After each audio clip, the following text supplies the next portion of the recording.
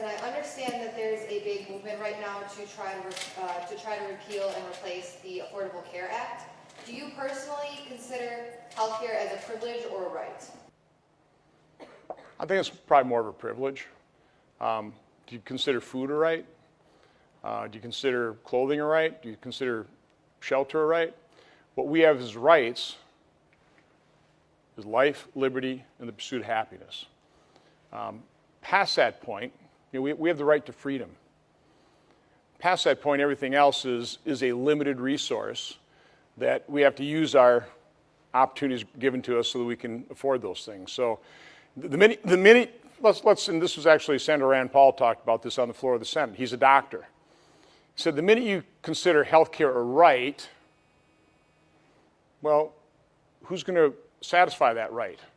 And those people that have the skill to satisfy that right, what does that make them if they're forced to provide you with that rightful product or service? So no, I think it's obviously a privilege to have food and shelter.